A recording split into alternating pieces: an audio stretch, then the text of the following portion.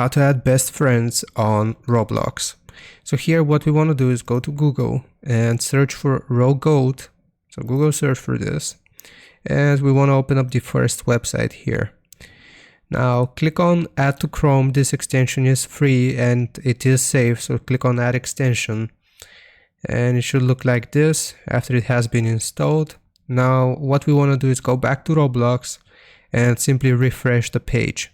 If you have done it correctly, here you will see an estimate amount of dollars that you have converting your Robux. And now what we want to do is click on our friends list here from the top, click on see all, and once our list has loaded, if I want to make this person my best friend, I will just click on this star here. And what I'm going to do is I'm going to go back to Roblox here, the main page, and now we will have this best friends list, and we can add up to 9 people here in our best friends, which will appear above the normal friends. So I hope this helps you out. Leave a like and sub, and I'll see you next time.